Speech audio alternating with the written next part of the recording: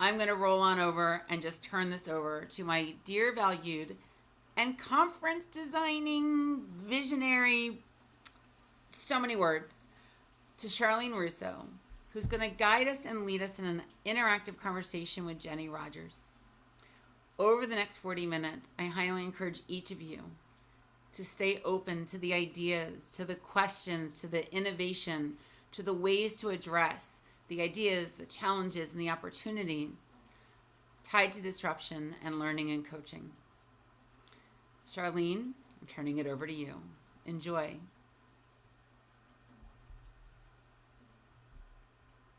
And thank you very much. Jenny, I believe you wanted to begin.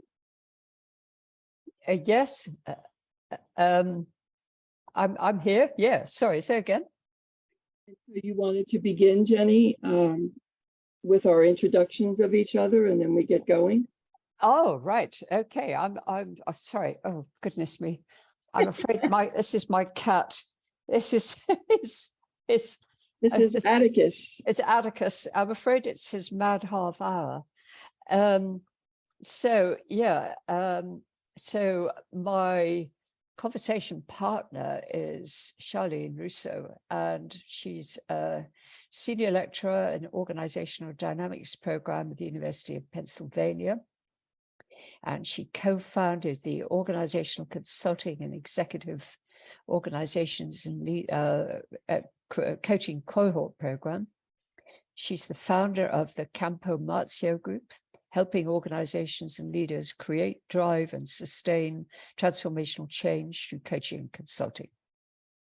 She earned her doctorate in adult learning and leadership at Columbia University and a certificate in leadership education from the JFK School at Harvard University. She's also vice president of GSAEC. I don't know how should I be saying that some other way, our sponsoring organization. So I'd really like to thank you, Charline, for inviting me to do this today, to meet other coach educators in such numbers is a great privilege and very rare.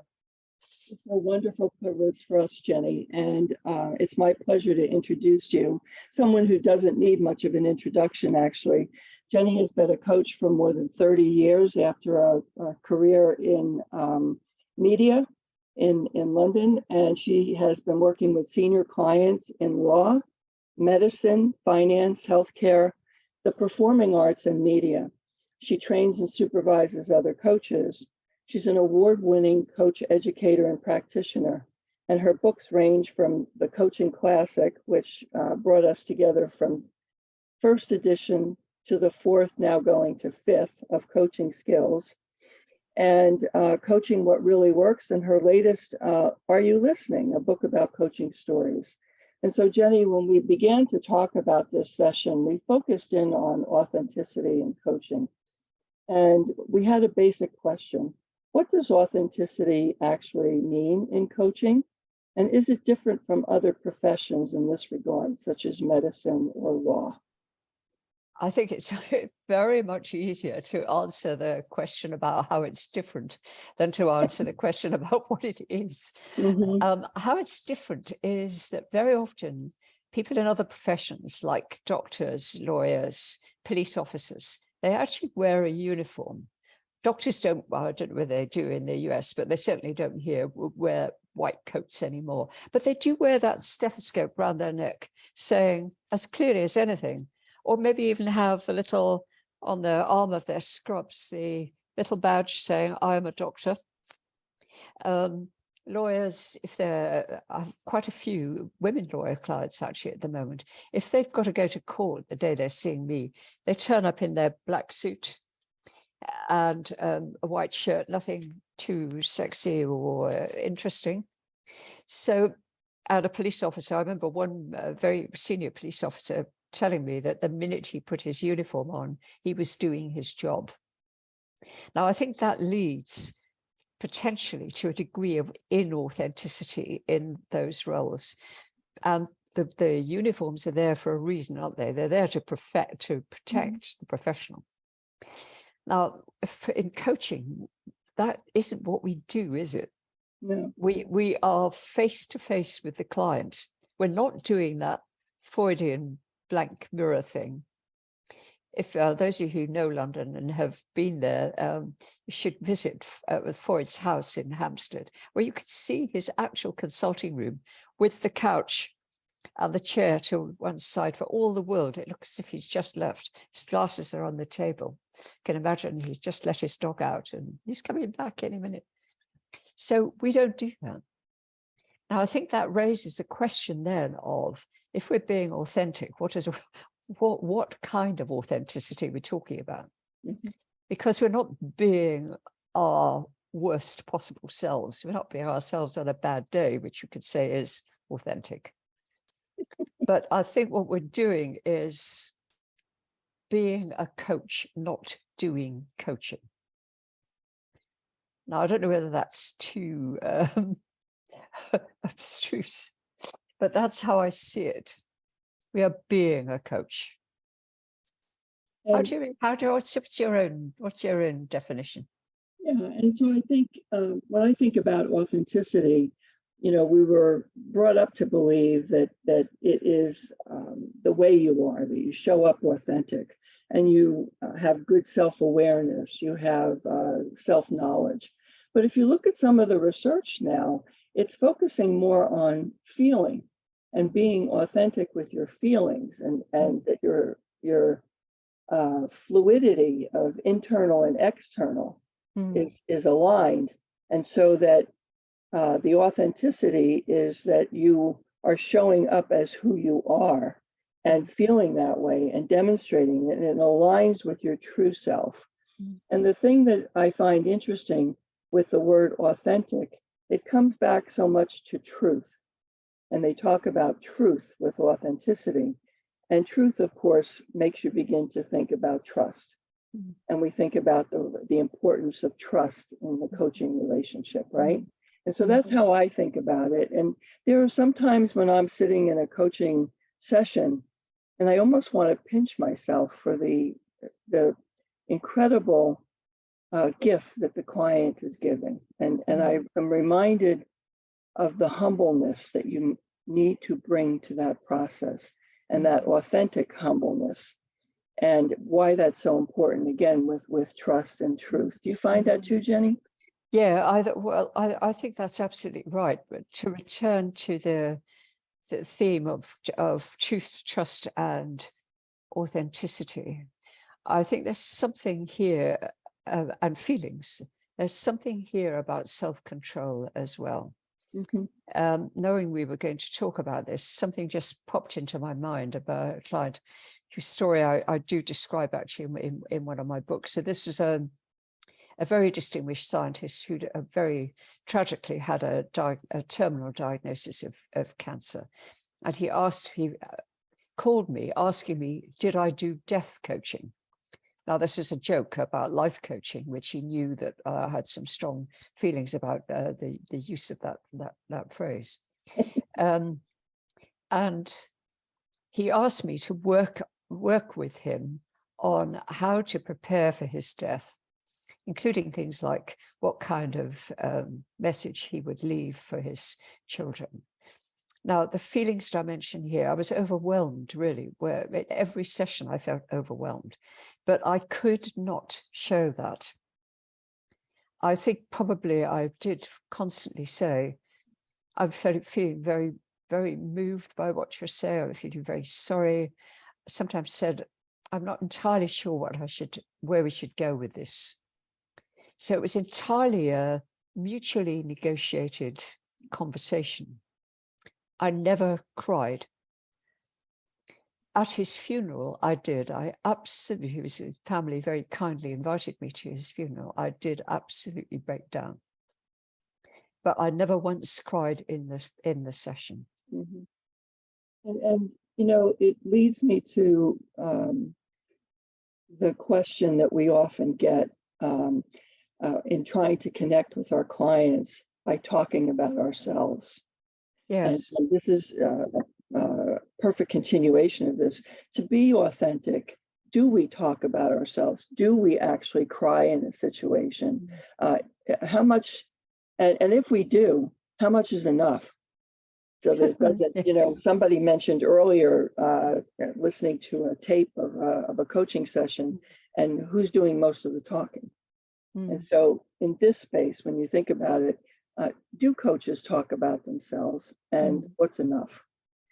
Well, it's a question that every coach educator will get asked constantly by every coach that they train.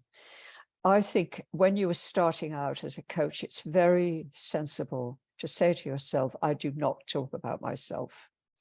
It's part of the discipline that you learn to keep yourself out of the way. It helps to keep ego out of the way. So authenticity isn't about ego. As you get more experienced, I think you can bring more of yourself back in. But I think to talk, well, no, so let me start the answer in a slightly different way. We're giving away information and data about ourselves all the time to the client, and how we speak, how we look, how we sit. I do this work from my apartment, which you can see behind me, but I don't work in the bit you can see. I work upstairs, where I have a coaching space, which is stripped of quite a lot of the personal clutter that you can probably see around me. So we're giving people information about ourselves without having to say anything. It's just in how we greet people. Do we offer them a cup of tea, cup of coffee? How do we, when they take their coat, how do we do it? So we're not being blank when we do that. But I think if we talk about ourselves in that way, like a beginner coach will often say, a client tells me something awful that's happened in their life. Something like that happened to me. I want to say that happened to me too. Now, I think that to do that is probably very unwise, because it will never have happened to you exactly the way it happened to the client. And potentially you're inviting the client to coach you. Before you know it, you're the client, and the client is the coach. And it maybe you then start talking too much and making assumptions, and you stop listening. Now, that being said, I think there are times that sometimes it is very, very judiciously and carefully and thoughtfully, you can share something. But I think we always need to ask ourselves, whose benefit is this for? Exactly. It was the first thing I was thinking too. Why do I need to say this? Why do I need to say it now? And this conversation brings us to one of the first principles that we've been told about having a matching process with our potential client. This thing called the chemistry meeting, and it builds on what we just talked about. We have great chemistry because we've had the same mess ups in our lives. So we're both messed up the same way. But really, when we think about matching and the client is making the matching decision, what are they basing it on, and how do we know?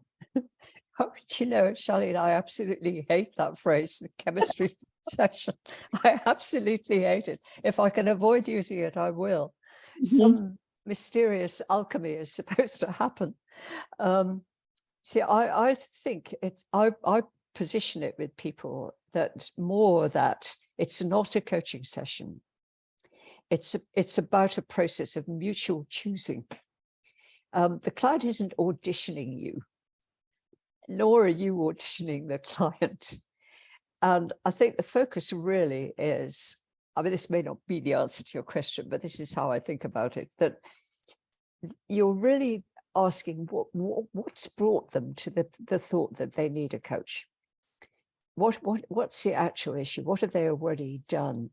Coaching isn't a cheap intervention. It's also time consuming. And what kind of coach do they think they're looking for? So I think in that first part of the conversation, I am just facilitating that process. And then in the second half of it, they are facilitating me answering their questions. Now, I think what that then reveals is there a match on the type of subject, on the sector, the type of client? All clients want to know, have you worked with people like me before? How do you work? So I think, again, probably we're giving away more than we really realize when we're answering that, just as the client is to us. And it's perfectly possible we'll say, well, I might say, well, I really don't think I am the right coach for you, but I might be able to suggest somebody else who is. And the client equally might say, well, thank you very much, but you're obviously not the right person for me. So I don't know. I think very often the client is coming to us because they've heard about our work from somebody else. It's all word of mouth, isn't it?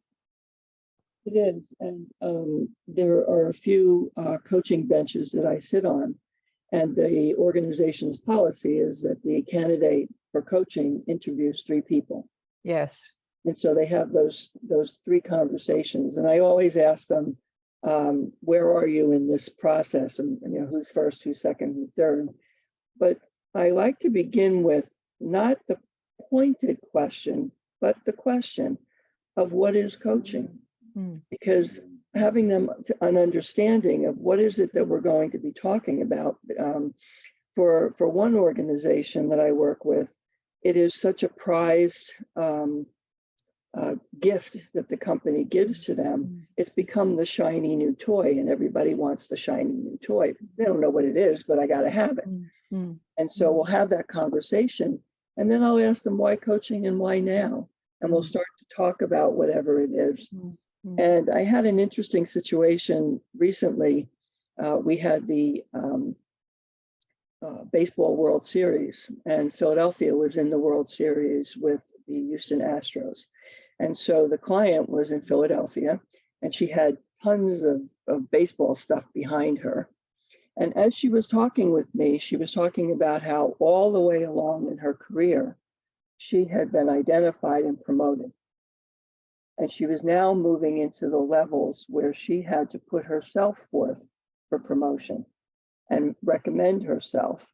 And as I was watching all of this sports stuff and the paraphernalia and thinking about how much she was into all of that, I said, so now you have to move away from sitting on the bench and having the coach put you in the game to standing up and say, put me in, coach. And she said, absolutely, that's exactly what it is. I need to say that. And so we're starting our coaching relationship next week. But it seemed, how those moments come where they just seem to make sense and you connect on certain levels. And as Brené Brown talks about it, if you allow yourself to be really seen, you can make that connection, right? Yeah, well, I think that's why any idea in that conversation or in the coaching itself, that you feel yourself pretending to be the perfect coach or to be the kind of person you think the client wants you to be, it's doomed. It's not going to work. Absolutely. And there are some times when you sit there and you want to let the person know that you're really not the right person. And I had that happen recently as well, in which I knew this person really didn't want feedback, really didn't want to hear about how to work on what she needed to work on. And I focused on that so she wouldn't pick me, because that's what we would do. It was what I felt that was necessary to do. But we get put into those situations, as you said. As we're talking about authenticity in the coaching relationship, can we ever overdo authenticity? Well, it's a very interesting question. I think what we can easily overdo is trying to create rapport. Now I'm very aware we've got a very sophisticated audience here of other coach educators. And it's one of those questions that a lot of us will ask: can you actually teach rapport? And I'm sure we all know of organizations that teach what I think of as, in big inverted commas, tricks, where you do mirroring. If the client crosses their right leg, you cross your right leg. If they touch their head, you touch your head, and so on. I had an experience last year where I had a very painful shoulder, and a pain consultant who was a client who obviously couldn't work with me herself recommended a psychologist in her hospital who could allegedly work with me on using mental approaches to managing the pain in my shoulder. And Charline, it was awful. She was like putting her head on one side like a little bird waiting for the worm. She was using my name. Every other sentence said, Jenny, what I did, a little girl voice, which didn't sound at all like a proper voice. So what I think we should, oh, I'm so sorry for the pain you're experiencing. Oh dear. There was a lot of echoing and copying and using my name. It felt completely phony to me, completely. And it absolutely got in the way of anything I could have learned from her. And after 3 sessions, I ended it. So I think the answer to your question is, yes, we can overdo the trying to create rapport by using techniques. If you catch yourself using a technique, you've lost it. And you wonder in that situation if the person realizes that they're really going up for an Academy Award, not for a coaching assignment. Sorry, I missed that, Charline. Your sound went a bit strange. I'm sorry, that they're really going up for an Academy Award performance. Oh, yes, yes, yes, yes. The award, the Rapport Award. Absolutely, absolutely. Yeah, special Academy Award for this year. Coming back to the all-important question of self-awareness, what does this mean as a coach? How can you increase it? And as coach educators, how do we teach self-awareness? Well, I think that's 2 really interesting questions there. I think you can never, ever be self-aware enough as a coach or as a client. And to me, the whole purpose of coaching is to raise people's self-awareness so that they make better quality decisions. Mm-hmm. For us, I think we should do the same, for instance, psychometrics that we recommend for our clients. Mm-hmm. So never just one. I like, there are 3 that I like. The Myers-Briggs Type Indicator, the FIRO-B, and any version of the NEO or the Hogan.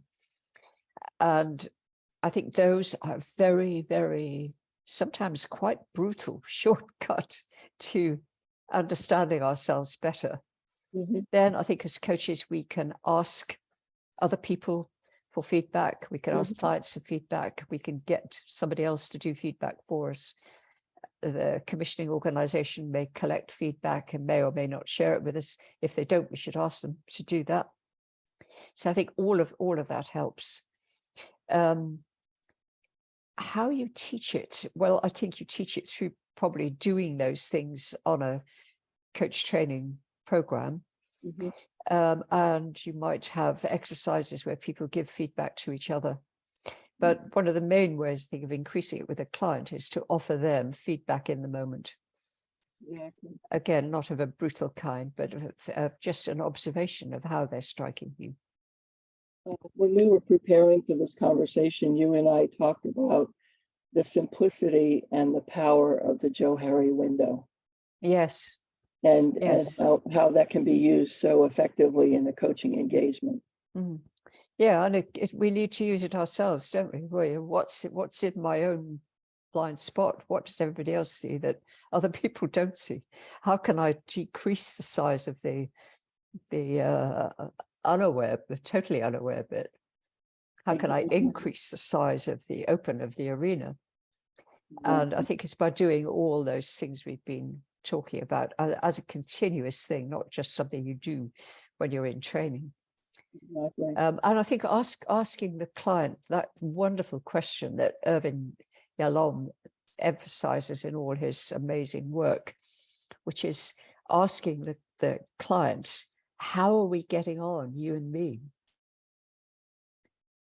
Because the relationship itself is the engine for change. Exactly. I love using the Johari window and talking about the lower right quadrant of the unknown area that I call the playground. And we focus on that playground of trying new things, trying new behaviors.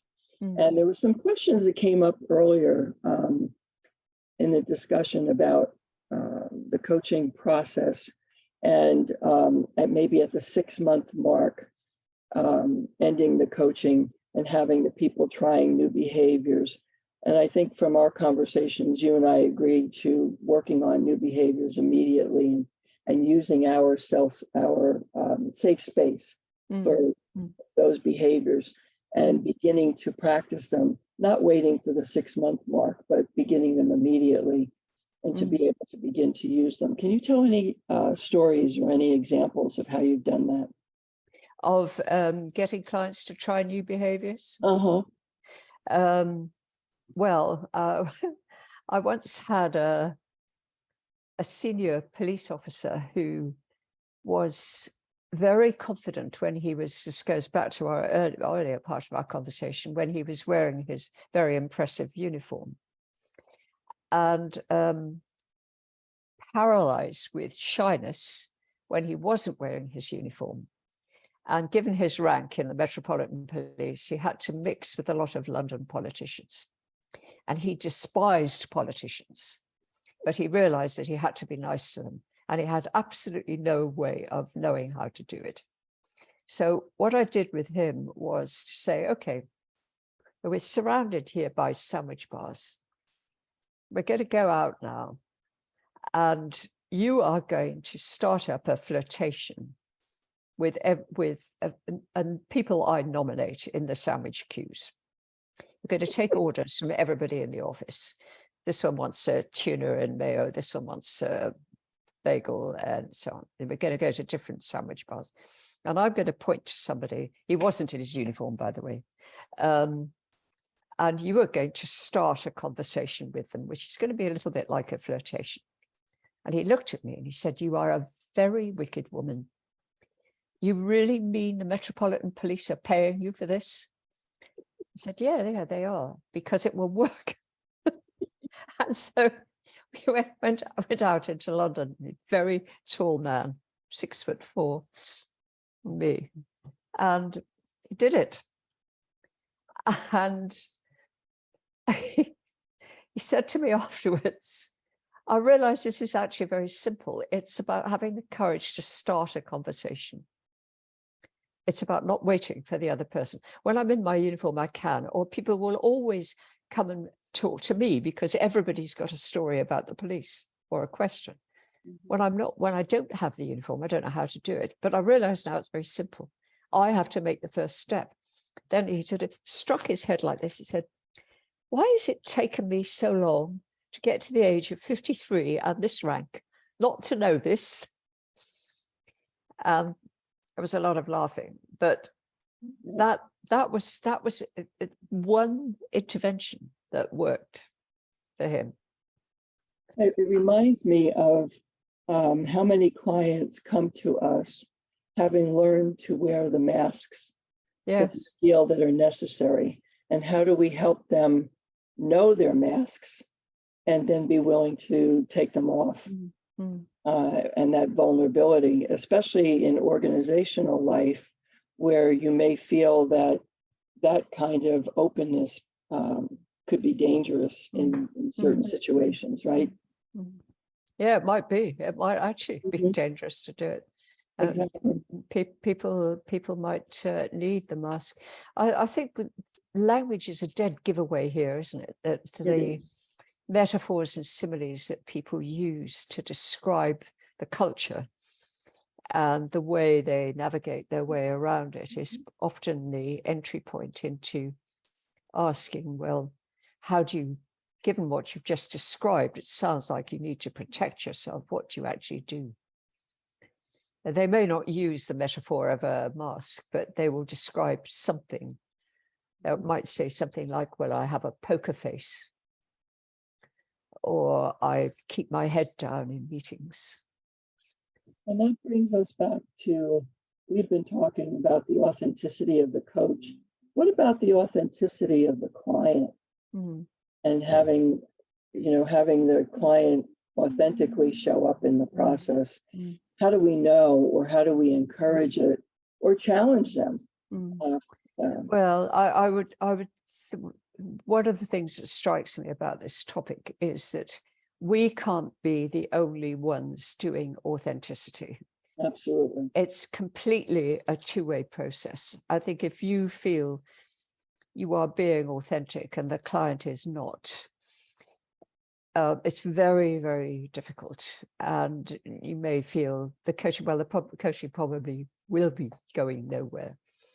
How do we know all those little signs, tapping feet, looking away, not committed really to the coaching?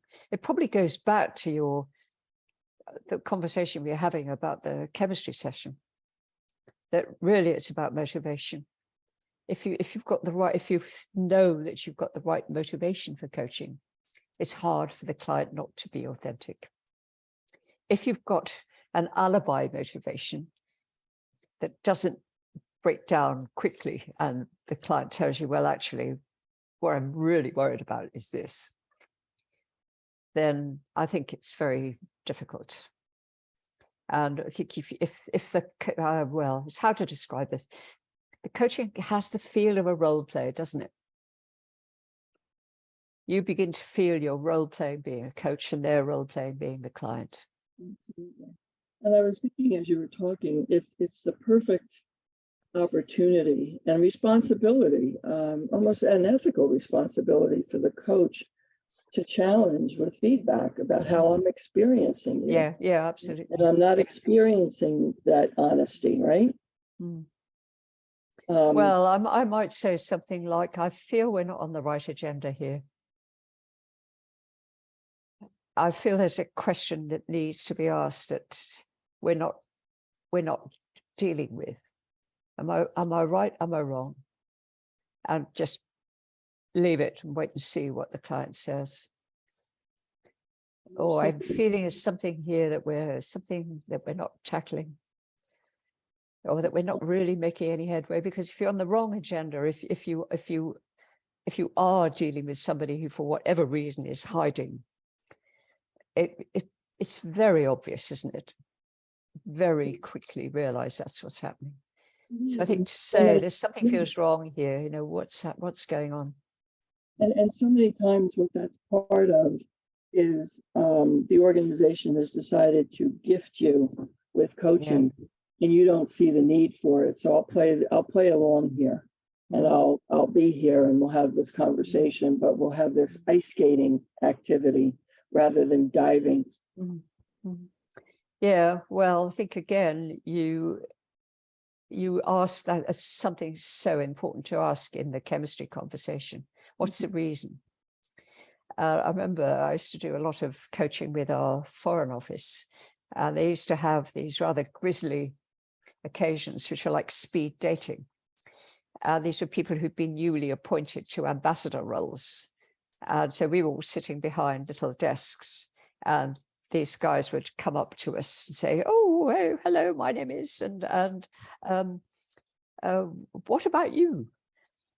And so this guy sat down, and when I asked him that question, he said, well, this is my first posting, and strategically, it's a very important country for the UK. He told me what it was.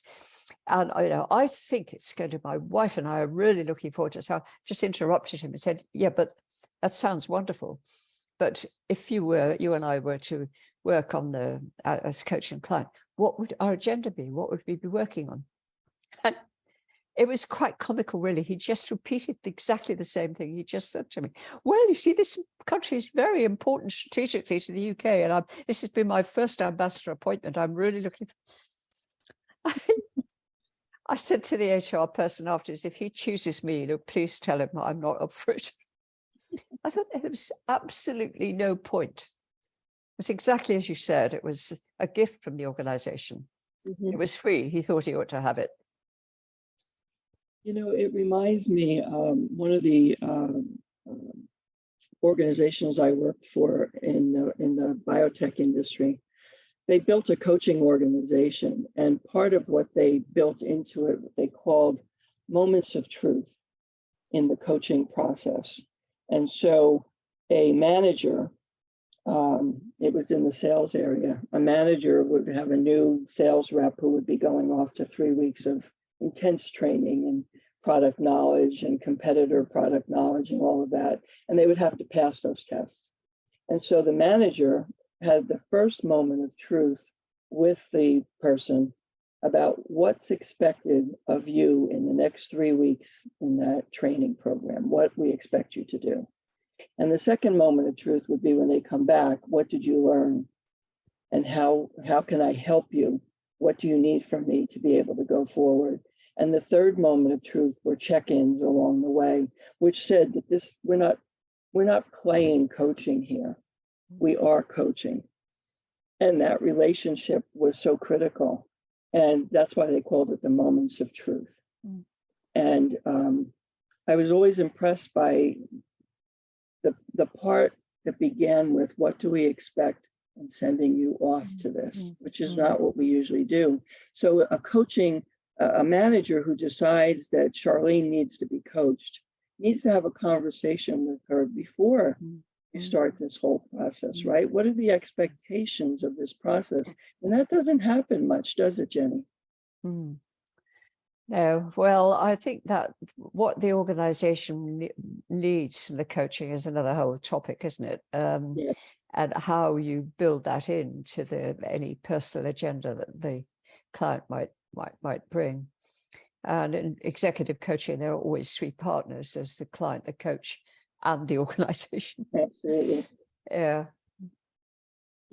Jenny, I noticed that we have about 3 minutes left, and I think Erica will be coming in and reminding me of that. As we wind up our conversation, what would you like everyone to leave with, knowing about our conversation, and what you would like them to leave with? Well, I think it's really all about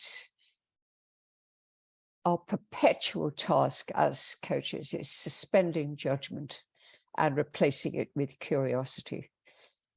I think when we do that, we can be authentic. It's not an easy thing to do, because in our everyday lives, we are judgmental, but as coaches, we can't be. I think we just have to be curious. Whatever people bring, we're curious. What about you? Yeah, and for me, I like to think about, it made me even think about it more as we were preparing for this, about humbleness, the true humbleness that we come in. This is another person's life that you're going to be mucking around in with them in this mucking process, right? And the other thing is that as coaches, we're never done. We're in progress. We're always becoming. And I think, to your point, the curiosity, how much we have to learn in the process as well. Yeah, that's so true. Humility in front of the client. Yeah, I'm going back to your earlier point about trust. They are trusting us. It's a sacred task, really, isn't it? It truly is. It truly is. Jenny, from the moment that I wrote my note to you and asked you if you would be willing to be a participant in our conference, and you wrote back and said, after all that, how could I say no? I have been looking forward to this conversation, and I thank you so much. Okay. And Erica, did you want to pop in? Thank you, Jenny. Yep. We were not about to interrupt the two of you. There have been a lot of private chats like, nope, not yet. Nope, not yet. I'm not interrupting them. Are you interrupting them? That's what just happened. So, no way. I was engaged in what you had to say, and there was no way I was going to pop in without getting to hear every final word. Jenny and Charlie, we want to thank both of you for pulling it all together, giving us some I agree, that beautiful mutuality there. I mean, that the mutuality there, so elegant, so thought-provoking, very much when it comes to that confidence and the candor and the compassion and everything that you've just modeled in terms of just sharing with what you're saying. So as we take that away from each of you, we're going to be looking to each of you. It was a dream. Holly, I agree. What a dream conversation throughout the entire day. As we begin to realize that we're coming to a close of this day, we've got a few more minutes together as a GSAEC community. For those of us who are joining from different places, we want to have a moment to bring together everything that we were able to hear today, everything that we were to highlight, and I want to be able to bring together and introduce everyone to my co-facilitator, Lisette Garza. Hi, Lisette. Hi, Erica. I'm also very taken aback with this conversation between Jenny and Charlene, but also I'm just like so inspired by the way everything has kind of flowed into one session into the other. It's been wonderful. Pretty exciting. And for Yeah. each of you, as we join tomorrow, Lisette's going to be guiding each of you through tomorrow in the same way that I guided you through today. So together, Lisette, and she's been here all day. We've been talking to her on this. We're excited to see how it all connects together. And Lisette, I'm really curious. So knowing where I've been focused and paying attention and working with the speakers and also listening, you've been paying very close attention throughout the chat throughout the day. I'm super curious to understand what themes have been popping out to you. Absolutely. Well, I did run some numbers, i.e. did the find and replace feature in a Word document. And I wanted to share with everyone that the word love showed up 30 times in the chat today. Whoa. I think that's awesome, right? So much love and positivity. And with that, inspiration, inspiring showed up 16 times. And then energy, energized showed up 12 times. So I really think that that's so telling about what we've all experienced here today. But I did also look at the chat throughout the day and have also got some themes that surfaced for each session. So to start, in the morning chat, everyone was excited. They wanted to learn how to disrupt. They wanted to learn how to navigate change. And through these themes, you'll see that that's very much what happened here. In session 1, we explored mutual learning. Folks were really, really vibing with the idea of being sensitive to one another, of understanding that maybe we need a different word for the new normal when we think about coaching and helping others. In session 2, oh my God, so powerful. People were talking about, how burnout, exhaustion, crises, fatigue, how that was so present in their own lives as well as in the lives of their clients. But then, here is when I noticed that we started to allude to this idea of what it means to be a coach versus to do a coach, right? And then again, beautifully, we see this development in terms of like, what does that mean? Be a coach versus doing the coaching. And so in session 3, we were able to hear in the chat and hear from our fellow participants their enthusiasm about building a culture of coaching and why this is an important aspect of effective coaching in the organization. So thank you for that. And then the wonderful session 4 with the innovative techniques. Here's where I saw a lot of positive words, and some of them I'll highlight here. A lot of people said that it was powerful, joyful, and energizing, and also much needed. So that's great to hear. In session 5, I think this was such an interesting concept because I saw a lot of people comment on the psychological process versus the social linguistic process. And I love the way that we started to kind of break down some of these words in the chat as well. And so I thought it's so awesome that we were able to start going more granular here. And of course, ending with our wonderful chat that just occurred today, lots of activity on how do you show up as an authentic without showing that emotion, without taking up that space for your client, what you're experiencing, but using that to empathize with them and giving them the space to experience and express their pain. I saw a lot of that in the chat. Really, really wonderful conversation. Could have kept going, but I really thank everyone for this robust interaction. Thank you. Ah, so awesome. This is so great, Lisette. I was so excited and looking forward all day to what you were going to be able to share as that big picture theme. And thanks for throwing some data in there for those of us who are data lovers. That's just such a compliment and a compliment for both of those. So we're curious in the final pieces, and I agree. And it was an awesome recap. We're also curious to hear from you before I go into some final housekeeping about recordings and links and the resource room and LinkedIn, all those little that I'll give you in just a minute. We're curious to hear your final thoughts.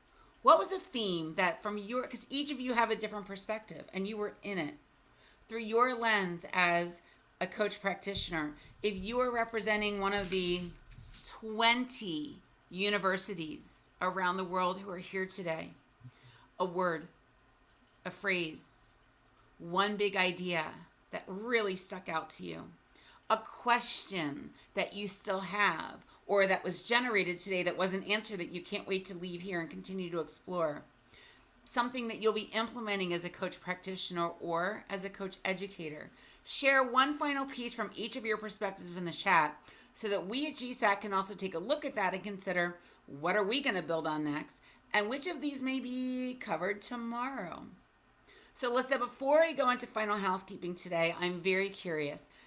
Today we explored disruption and learning and innovation through and change. How am I as a change facilitator? Disruption and learning and change through two focus areas: coaching in difficult times and coaching innovation.